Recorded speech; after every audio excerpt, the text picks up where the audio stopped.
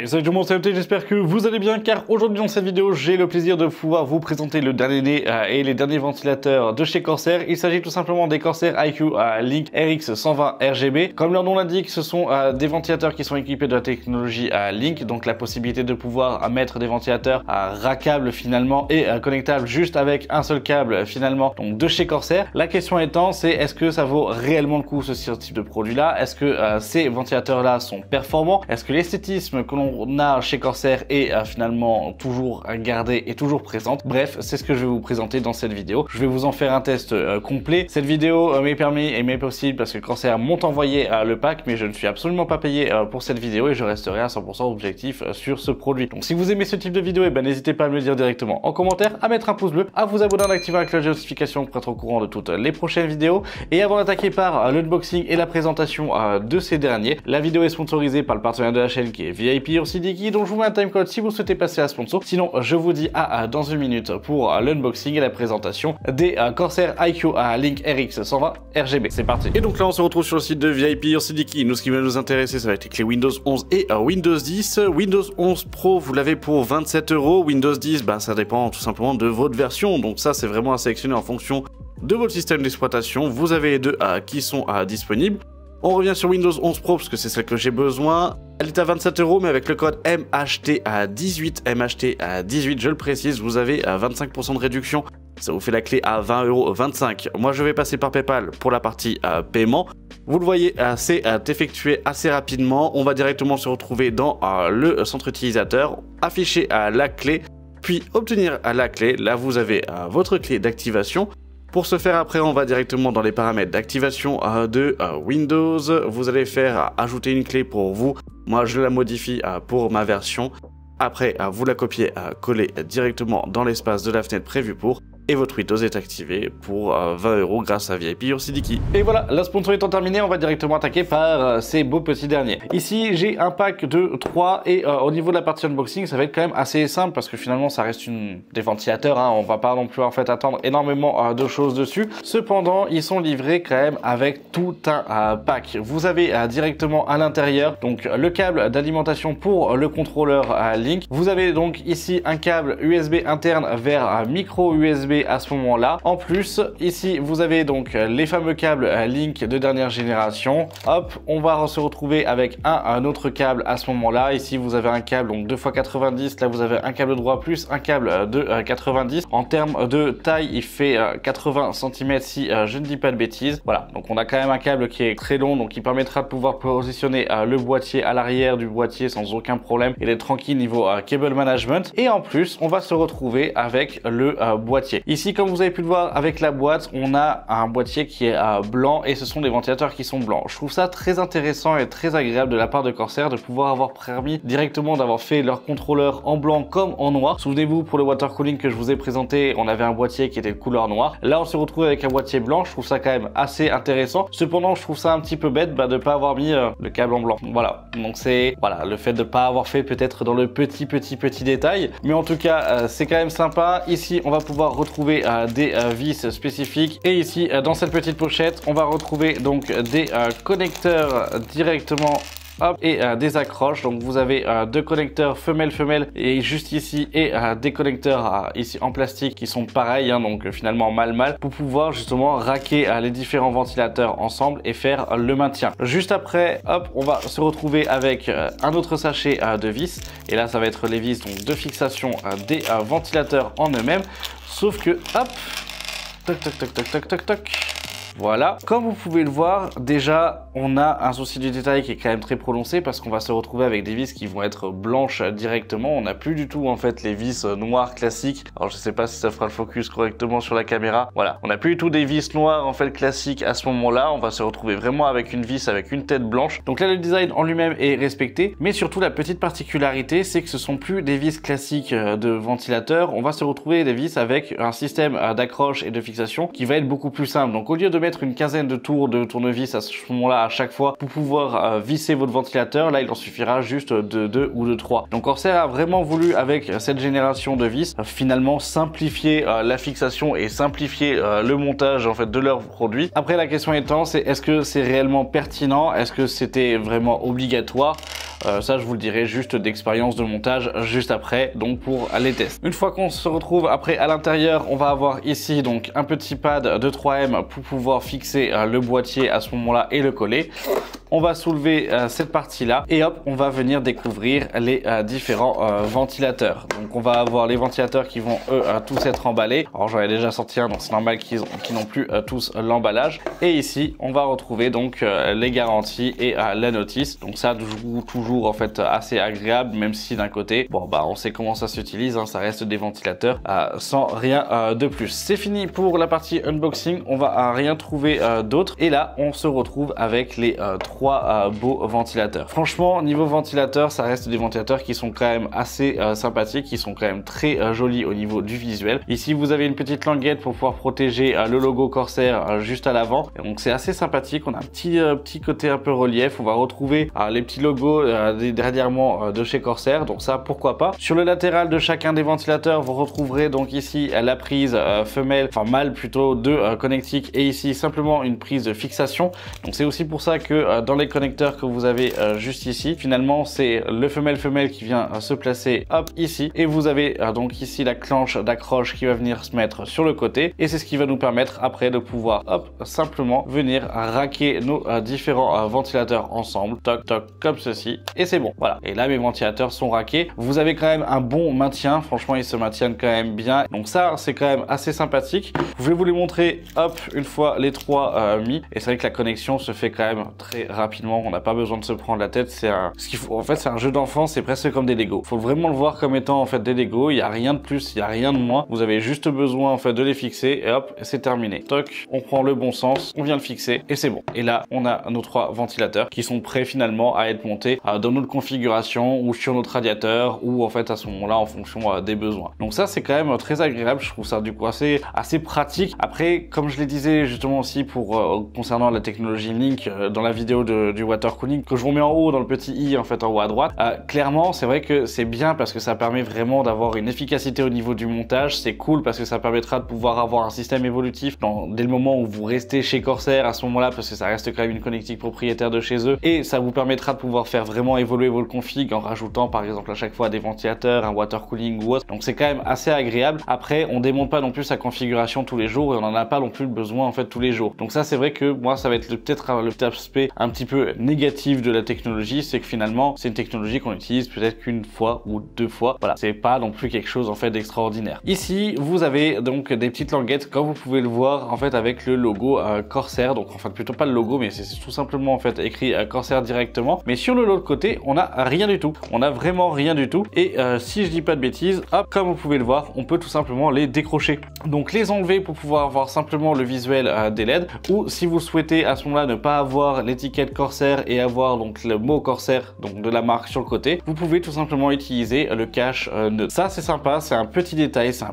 esthétique mais qui joue quand même pas mal et qui vous permet finalement de pouvoir à ce moment-là faire j'allais dire votre configuration ou en fait votre personnalisation comme vous voulez. Donc ça pourquoi pas. Voilà, moi ça reste aussi en fait un détail qui est quand même assez sympathique. Vis-à-vis de la partie Link, comment ça fonctionne pour ceux qui ne connaissent pas en fait cette technologie là, parce que je vous parlais à chaque fois de la vidéo sur le water cooling, mais pour ceux qui ne connaissent pas, du coup je vais vous expliquer. En soi la technologie Link, comme vous avez pu le voir, ils sont donc tous raqués ensemble, tous connectés et interconnectés les uns avec les autres, et la technologie Link c'est tout simplement de pouvoir utiliser ce câble là, hop, et le positionner donc à l'entrée ou à la sortie, donc en fonction de là où vous souhaitez mettre. Là j'ai mon simple câble. Après ce que je vais faire c'est que je vais y mettre et le brancher sur mon boîtier qui lui va faire le boîtier et qui va faire la gestion finalement et tout le contrôle en fait des ventilateurs ou des différents équipements. L'alimentation, hop, pour pouvoir lui donner les jus, et ici le câble de connexion pour pouvoir aller directement à ce moment-là sur en fait le PC et pour pouvoir le faire. Voilà, donc ça c'est vraiment un rapide raccourci, mais clairement c'est vrai que la technologie Link est quand même une certaine innovation parce qu'elle permet de limiter au maximum les câbles. Vous avez simplement les deux câbles d'alimentation qu'on va pouvoir retrouver et pour pouvoir aussi envoyer les datas, mais après vous êtes tranquille. Là la particularité qu'on va avoir surtout en plus, c'est de pouvoir raquer plusieurs équipements, et là sur des ventilateurs on est dit jusqu'à 14 équipements différents sur les ventilateurs. Donc autant vous dire que au niveau de la partie configuration de base, avoir un boîtier ou avoir des configurations qui demandent jusqu'à 14 ventilateurs,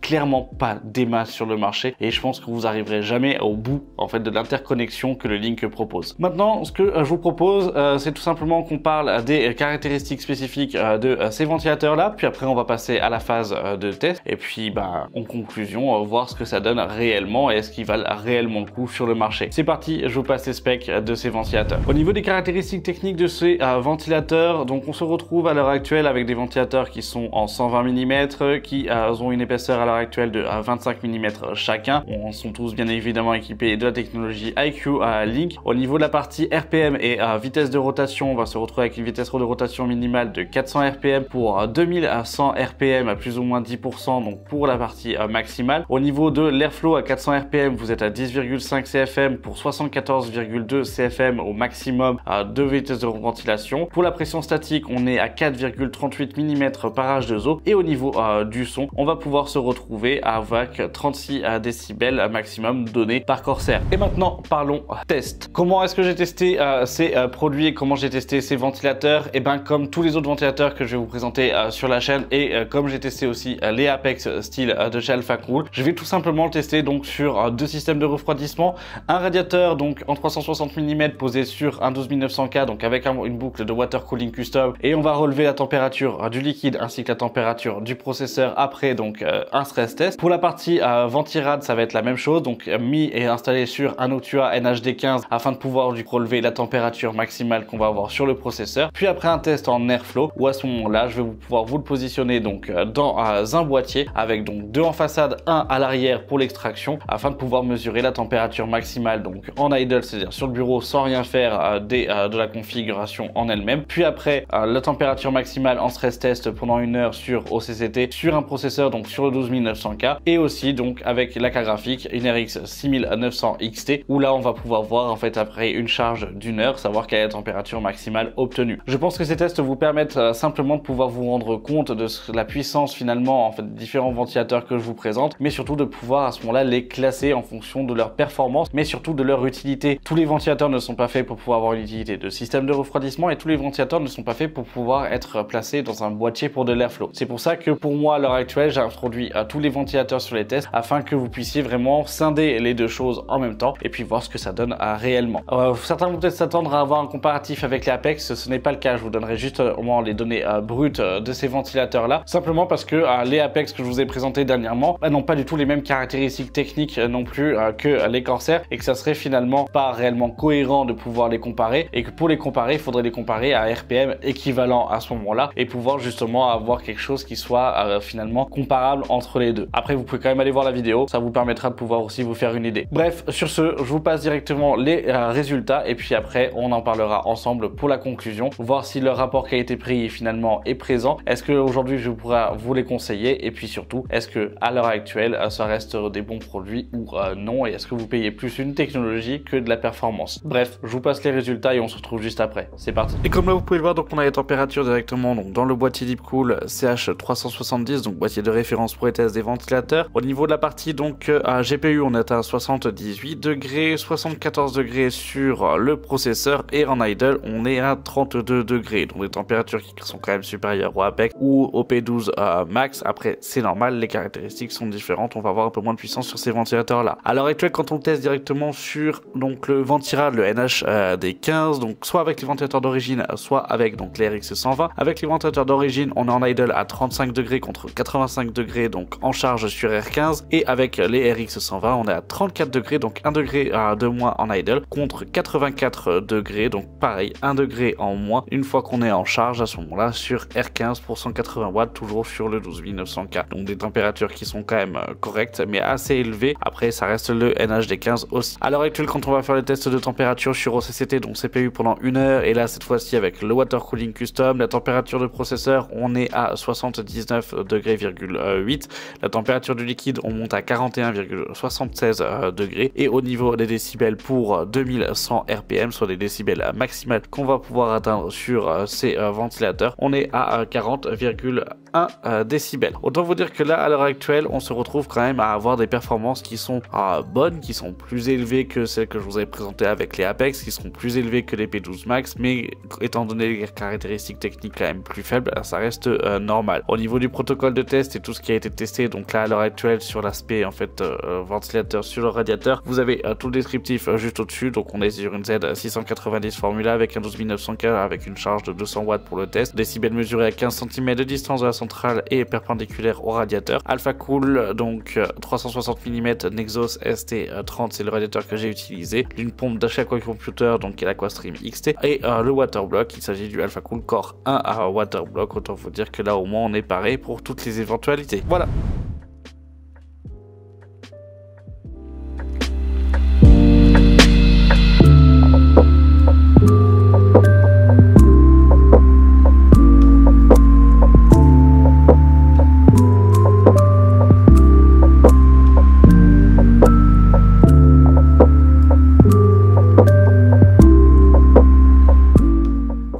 Et voilà, vous avez pu le voir avec les différents résultats de ces ventilateurs, on se retrouve avec des résultats qui sont corrects. Ce ne sont pas les meilleurs ventilateurs, et il y a clairement du coup des ventilateurs qui vont être en dessous aussi d'un point de vue performance, mais à l'heure actuelle, ce sont des ventilateurs qui sont performants, que ce soit sur un système de refroidissement que dans un boîtier. Est-ce que je vais pouvoir vous les conseiller? Ça va être une question quand même assez dure à répondre. Aujourd'hui, d'un point de vue performance, je vous les conseillerais pas systématiquement sur un système de refroidissement, je vais plutôt vous les conseiller pour de la flotte dans un boîtier. À l'heure actuelle, c'est là où on va vraiment avoir des performances qui vont être bonnes, qui vont être quand même proches de plus gros ventilateurs, notamment par exemple face au Apex ou autre en fait dessus. On va se retrouver avec des performances en airflow de boîtier qui vont quand même être correctes et qui vont être satisfaisantes. Sur un système de refroidissement, oui, dans le cas où vous souhaitez faire un custom, que vous souhaitez partir sur un équipement Corsair à ce moment-là, à moindre coût entre guillemets, dans le sens où justement vous voulez pas mettre des QX mais vous voulez mettre en fait cela, pourquoi pas? Mais ça sera pas mon premier choix de ventilateur et ça sera pas non plus en fait la référence auquel je penserai d'un point de vue performance pour un système de refroidissement. Je viens de parler de coût, aujourd'hui on va faire un petit débrief sur l'aspect tarification de ces ventilateurs. Ce pack là est vendu aux alentours des 115 € sur le site de Corsair, on va pouvoir le retrouver aux alentours des 120 à 130 € chez d'autres vendeurs,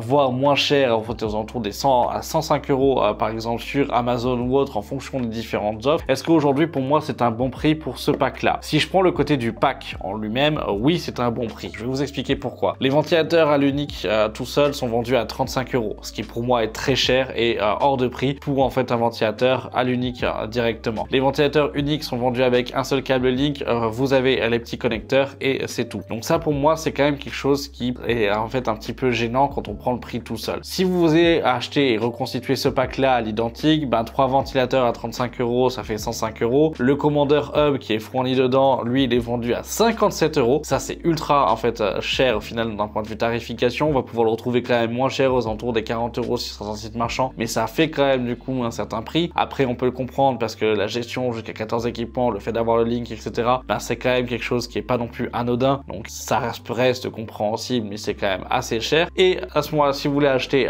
du câblage, vous en avez en fonction des sites marchands etc pour une vingtaine d'euros pour en fait un pack de plusieurs câbles, voire du coup 5 à 10 €, voire 15 € si vous voulez avoir un seul câble. Donc clairement si on reconstitue le pack à l'identique mais en individuel, vous en allez avoir pour 160 € sans aucun problème, voire même plus en fonction des choix que vous faites. Donc pour moi ce pack là qui est à 114 € est quand même très bien placé d'un point de vue tarification, parce qu'il vous permettra de pouvoir avoir l'accès au link et de pouvoir justement constituer une configuration autour de là. Par contre moi d'un point de vue j'allais dire cohérence, ce qui est un peu gênant finalement, c'est que quand vous achetez un water cooling de chez Corsair, vous avez déjà le hub qui est fourni dans le cas où il fait partie et du link, comme je vous l'ai présenté avec le H150i. Donc finalement, est-ce que j'ai besoin du contrôleur qui est dedans? Non. Ce qui fait que finalement la seule chose que je vais avoir besoin c'est d'un câble, et finalement je l'aurai aussi avec le water cooling. Donc dans le cas où je prends un water cooling plus des ventilateurs à ce moment-là, donc le pack de RX, tout ce qui est donc connecteur etc à l'intérieur, je vais presque même pas les utiliser. Et c'est là où c'est gênant pour moi, c'est que je pense qu'il aurait mieux fallu par exemple pour Corsair à ce moment-là proposer un pack de 300 à la connectique, proposer un pack à l'unité mais moins cher à ce moment-là sur le ventilateur avec uniquement en fait un câble en fait dedans, et proposer en fait à ce moment-là le pack de 3 froid avec les connectiques et avec un prix peut-être un peu plus supérieur aux alentours par exemple des 130 €. Ça m'aurait pas gêné, mais au moins ça aurait permis d'avoir le choix et typiquement avoir le pack de 3 ventilateurs à 80 ou 89 € sans avoir le hub à l'intérieur, ça aurait été pour moi finalement une bonne alternative commerciale parce que ça vous permet dans le cas où vous avez déjà un équipement Link d'éviter de repayer un boîtier qui finalement finira dans un tiroir ou sur le Bon Coin ou sur eBay pour en fait être vendu à 20 ou 30 € et finalement se embêter, pour être poli, à revendre un produit. Voilà, c'est juste ça que je trouve dommage, c'est le fait d'avoir imposé finalement un produit que l'on possède déjà dans le cas où on a déjà un produit à Link à ce moment-là. Après, je peux le comprendre aussi commercialement parlant pour éviter de vous tromper finalement et que les consommateurs se trompent en achetant le pack moins cher en sachant pas qu'il n'y a pas le contrôleur à l'intérieur et que c'est le premier pack, ça peut se comprendre. Parlons du contrôleur. Le contrôleur, comme j'ai dit, est à 57 € sur le site de Corsair. On va pouvoir le retrouver aux alentours des 40 € aussi sur d'autres sites. Le contrôleur permet quand même d'avoir la possibilité de contrôler et de connecter énormément d'équipements. Ce pack-là est dit comme étant connectable jusqu'à 14 ventilateurs. Mais si vous prenez une configuration classique, parce que cet argument-là, il est quand même génial, mais dans une configuration classique avec un water cooling custom, on atteint rarement du coup les 14 ventilateurs. Pour défaut, simplement compter le nombre d'équipements si on mettait tout en Link. Vous prenez un waterblock CPU avec un écran par exemple Corsair de chez Link en fait dessus, vous allez pouvoir vous trouver avec un seul câble. La pompe, un seul câble, le waterblock GPU, un seul câble. Vous avez un radiateur avec 3 ventilateurs. On va dire que vous avez donc les 3 ventilateurs à ce moment-là, mais ça va être un seul câble, mais là ce sont les équipements. Vous prenez en façade 3 ventilateurs aussi, plus à l'arrière un dernier ventilateur. Ça va être une configuration, j'allais dire plus classique. On est à 10 équipements connectés sur le contrôleur. Si vous souhaitez faire un push-pull à ce moment-là, vous allez pouvoir avoir 3 autres ventilateurs sur votre radiateur. On serait qu'à 13 équipements. Donc c'est vrai que pour moi,